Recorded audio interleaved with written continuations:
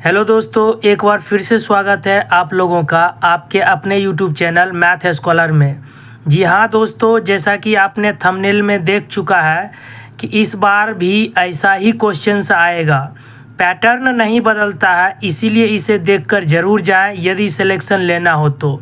दोस्तों, इस वीडियो में हम लोग प्रीवियस ईयर क्वेश्चंस पेपर को सॉल्व करेंगे मैथ्स का। ठीक है दोस्तों, जो भी बच्चे इस बार एग्ज़ाम देने वाले हैं, री एग्ज़ाम जो होने वाला है बीपीएससी ट्री का, ठीक है दोस्तों, क्लास 9 to 10th और क्लास 11 और 12 का, तो इस वीडियो में हम लोग सीखेंगे टॉप 20 क्वेश्चंस को देखेंगे किस तरीके से एग्ज़ाम में क्वेश्चंस पूछा जाता है और इस तरीके से आप इन सभी का प्रैक्टिस करके जाते हैं तो यकीन मानिए दोस्तों, इस बार आपका सिलेक्शन पक्का है। ठीक है दोस्तों, तो बिना देरी किए हुए दोस्तों इस वीडियो को शुरू करते हैं। आपसे रिक्वेस्ट है दोस्तों, आप इस वीडियो को एंड तक ज़रूर देखें। इस वीडियो में हम तरह तरह के क्वेश्चंस का कलेक्ट किए हैं दोस्तों, तरह तरह के क्वेश्चंस को कलेक्ट किए हैं, इसीलिए आपको यह वीडियो पूरा देखना चाहिए। चलिए दोस्तों शुरू करते हैं इस वीडियो को। पहला क्वेश्चन है दोस्तों, यदि a बाय बी का power 2x minus 3 is equal to B by A का पावर x माइनस 3, तो x का वैल्यू क्या होगा। दोस्तों देखिए, इसका बेस a बाय बी है और इसका बेस b बाय ए है, तो हम बेस को अगर बराबर कर देते हैं तो पावर माइनस में हो जाता है, तो इसका पावर वैसे ही रहने देते हैं दोस्तों 2x माइनस 3। ठीक है दोस्तों, बराबर इसका बेस हम a बाय बी करते हैं तो इसमें क्या करना होगा दोस्तों, माइनस लगाना होगा हमको x माइनस 3। ठीक है दोस्तों, 2x माइनस 3 ये हो जाएगा minus x plus 3।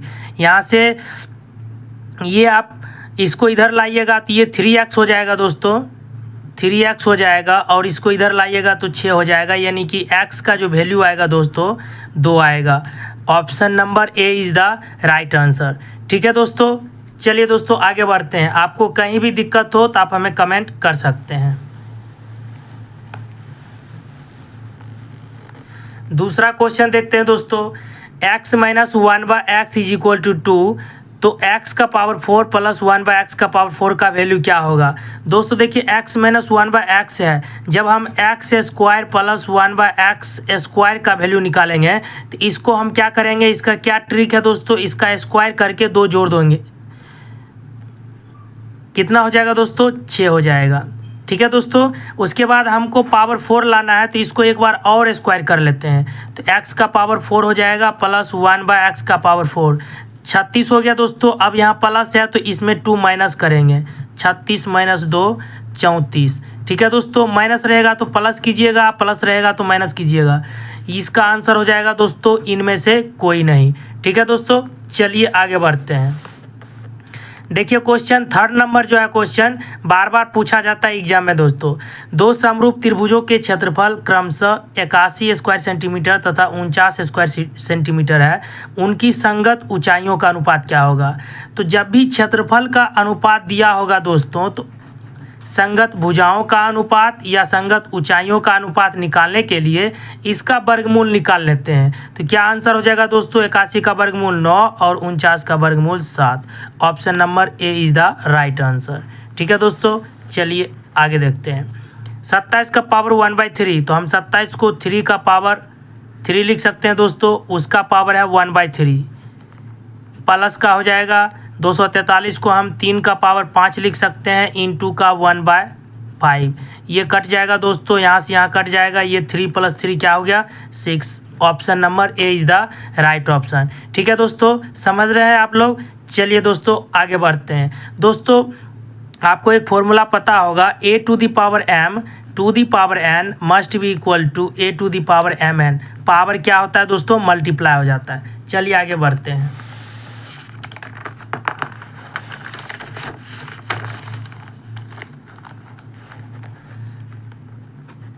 5 number question है दोस्तों, sine theta plus cos theta equal to √2, तो tan theta plus cot theta का मान क्या होगा। तो देखिए दोस्तों, यहाँ पे क्या करना है, थीटा का वैल्यू अगर आप 45 डिग्री रखिएगा तो साइन थीटा का साइन 45 का मान 1/√2 हो जाएगा और कॉस 45 का भी मान 1/√2 हो जाएगा। तो 1/√2 प्लस 1/√2 √2 के बराबर आ जाएगा, यानी कंडीशन सेटिस्फाई हो जाता है। तो tan theta plus cot theta का मान रखिएगा दोस्तों, टेन 45 डिग्री का मान 1, कॉट 45 डिग्री का भी मान 1। तो 1 + 1 क्या हो जाएगा दोस्तों, 2। बी नंबर इसका राइट आंसर हो गया। ठीक है दोस्तों, आगे बढ़ते हैं। Cos square theta plus 1 plus cot square theta. तो दोस्तों ये जो होता है 1 प्लस कॉट स्क्वायर थीटा, ये बराबर होता है कॉसेक स्क्वायर थीटा के। किसके बराबर होता है, कॉसेक स्क्वायर थीटा के। और 1/कॉसेक स्क्वायर थीटा हमेशा बराबर होता है साइन स्क्वायर थीटा के, क्योंकि कॉसेक थीटा और साइन थीटा एक दूसरे का उल्टा है। ठीक है दोस्तों, तो ये पूरा हो गया साइन स्क्वायर थीटा और यहाँ है कॉस स्क्वायर थीटा। तो दोनों का सम क्या हो जाएगा दोस्तों, +1 के बराबर होता है। चलिए दोस्तों 7 नंबर क्वेश्चन देखते हैं। यदि रैखिक समीकरणों 3k + 1 × x + 3y - 5 = 0, 2x - 3y + 5 = 0 के अनंत हल हैं, तो k का मान ज्ञात कीजिए। दोस्तों अनंत हल के लिए क्या होता है, a1/a2 बराबर b1/b2 बराबर c1/c2 होना चाहिए। रैखिक समीकरण के अपरिमित रूप से अनेक हल तभी होंगे जब तीनों का रेशियो आपस में बराबर होगा। कर दीजिए 3k + 1 बटा का इसका आ जाएगा 2 = इसका 3 बटा का -3 = -5/5। ठीक है दोस्तों, किसी भी दो को कंपेयर आप कर लीजिए। तो ये हो जाएगा -9k प्लस इंटू माइनस -3 = 3 2 जा 6। तो -9k = 9 हो जाएगा। k = दोस्तों क्या हो जाएगा, 9/-9 तो -1 के बराबर। ठीक है दोस्तों, C number is the right answer. चलिए आगे बढ़ते हैं 8 नंबर क्वेश्चन। यदि f(x) = ax² + bx + c का कोई वास्तविक शून्य नहीं है और a + b + c <0 है, तो कौन सा कथन सत्य होगा। देखिए दोस्तों, ये द्विघात समीकरण है, द्विघात बहुपद है और इसका अगर कोई वास्तविक मूल नहीं होगा तो कंडीशन क्या होता है, डिस्क्रिमिनेंट इसका 0 से छोटा होना चाहिए। और d = होता है दोस्तों b² - 4ac। ये क्या होगा, 0 से छोटा होगा। जब तीनों का वैल्यू 0 से छोटा है दोस्तों, तो ऑब्वियसली है c का मान क्या होगा दोस्तों, 0 से छोटा होगा। क्लियर है दोस्तों, चलिए आगे बढ़ते हैं 9 नंबर क्वेश्चन की ओर। निश्चित राशि पर 6 वर्ष और 9 वर्ष के लिए समान ब्याज दर पर अर्जित साधारण ब्याज का अनुपात ज्ञात कीजिए। देखिए निश्चित राशि भी है दोस्तों और जो दर है वो भी कांस्टेंट है, दोनों सेम है। तो ब्याज का जो अनुपात होगा दोस्तों, डायरेक्ट हम लोग क्या करेंगे, इनका अनुपात निकाल लेंगे वर्ष का। 6/9 क्या हो जाएगा दोस्तों, 3 2 जा 6, 3 3 जा 9, यानी कि 2/3। ठीक है दोस्तों, B number is the right answer. चलिए दोस्तों आगे बढ़ते हैं दोस्तों, और अभी आपको मज़ेदार क्वेश्चंस देखने को मिलेंगे, इसीलिए आप इस वीडियो को पूरा देखिए। दोस्तों देखिए कंपटीशन बहुत ज़्यादा है दोस्तों, ठीक है दोस्तों, और जब तक आप मेहनत नहीं कीजिएगा, प्रैक्टिस नहीं कीजिएगा मैथमेटिक्स का, समझिएगा नहीं, उसको बार बार बनाइएगा नहीं, तब तक कोई उपाय नहीं है। ठीक है दोस्तों, दूसरा कोई लेके चले जाएगा आपके आगे से, आप देखते रह जाइएगा। इसीलिए ध्यान से पढ़ाई कीजिए, अभी टाइम है, प्रैक्टिस करते रहिए। 10 नंबर क्वेश्चन है दोस्तों, 12% ब्याज दर से 3 साल बाद 25,000 की राशि पर चक्रवृद्धि ब्याज क्या होगा। तो इसमें क्या होगा दोस्तों, रेट दे रखा है आपको 12%। 12% का मतलब क्या हो गया दोस्तों, 4 तिया 12, 4 25 है 100, यानी कि दोस्तों ये हो जाएगा 28/25। और वर्ष कितना दिया हुआ दोस्तों, 3 साल। ठीक है दोस्तों, तो ये हो जाएगा दोस्तों 28 × 28 × 28 बटा 25 × 25 × 25। इसका वैल्यू दे रखा है दोस्तों, हमको प्रिंसिपल दे रखा है 25,000। ठीक है दोस्तों, तो 1 25 से 1 25 कट गया दोस्तों, 1000 बचा। 25 चौक 140 से दोस्तों 5 25, 5 8 40, 8/5 आ गया दोस्तों। तो इसको 8/5 से मल्टीप्लाई कर देंगे। 28 का जो क्यूब होगा दोस्तों 21,952 हो जाएगा। इसको 8 से मल्टीप्लाई करके 5 से डिवाइड कर देंगे, तो ये हो जाएगा दोस्तों आपका 8 दूना 16, 8 पचे 40, 1 41, 9 8 72 और 4 76, 8 7 15 8 और 7 15 हो गया, 8 दूना 16 1 17, 175 616/5 भाग दीजिएगा तो दोस्तों ये आ जाएगा 135 123 123.20 इतना आ जाएगा रुपया। ठीक है दोस्तों, ये आपका मिश्रधन हुआ। हमें चाहिए दोस्तों ब्याज, तो ब्याज बराबर होता है मिश्रधन घटा मूलधन। तो मिश्रधन 35,127.20 में 25,000 आप माइनस कर दीजिएगा तो आपको क्या बचेगा दोस्तों, 10,127.20 रुपया। ठीक है दोस्तों, option number A is the right option. चलिए दोस्तों आगे बढ़ते हैं।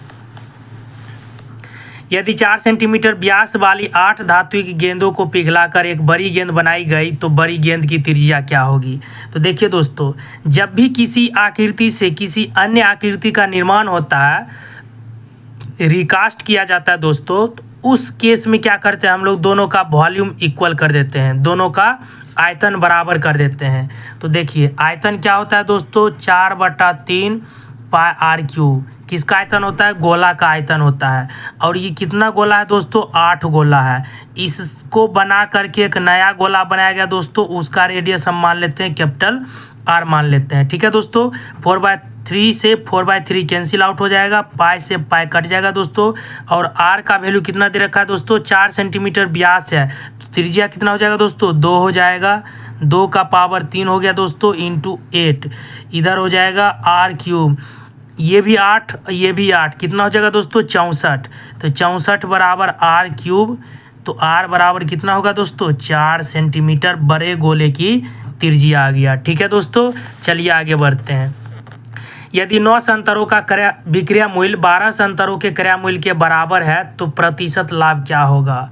9 संतरों का विक्रय मूल्य 9 SP बराबर 12 CP। ठीक है दोस्तों, 9 संतरों का विक्रय मूल्य 12 संतरों के क्रय मूल्य के बराबर है। ठीक है दोस्तों, तो यहाँ से CP और SP का रेशियो जब आप निकालिएगा तो इसका उल्टा कर देंगे, 9/12 हो जाएगा। 9 रुपया में आप कोई वस्तु खरीदते हैं, 12 में बेचते हैं, तो कितना का आपको लाभ हुआ दोस्तों, 3 का लाभ हुआ। किस पर हुआ, CP पे, 9 पे, इंटू का 100, 3 हो जाएगा दोस्तों, 100/3 यानी कि 33.1/3% क्या होगा दोस्तों, लाभ हो जाएगा। ठीक है दोस्तों, समझ में आ रहा है दोस्तों। चलिए आगे बढ़ते हैं।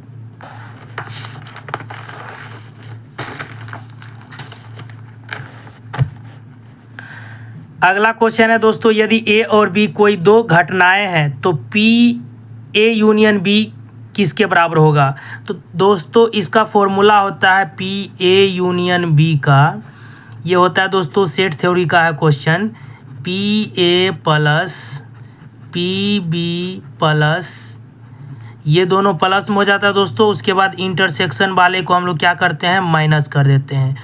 तो ये आपका B नंबर सही हो जाएगा। ठीक है दोस्तों, चलिए आगे बढ़ते हैं। प्रथम n प्राकृत संख्याओं के घनों का योग क्या होगा। तो देखिए दोस्तों, घनों की अगर हम बात करते हैं, 1³ plus 2³ plus 3³ plus ... plus n³, तो ये होता है दोस्तों n इंटू n प्लस 1/2 इस पूरे का होल स्क्वायर के बराबर होता है। ठीक है दोस्तों, उसके बाद ये B नंबर जो ऑप्शन होता है दोस्तों, स्क्वायर होता है प्रथम n प्राकृतिक संख्याओं के वर्गों का योग, और ये होता है दोस्तों प्रथम n प्राकृतिक संख्याओं का योग। ठीक है दोस्तों, 15 नंबर क्वेश्चन देखते हैं दोस्तों, यदि समतल भूमि पर किसी खंभे की छाया की लंबाई खंभे की लंबाई की दोगुनी है तो सूर्य का उन्नयन कोण क्या होगा।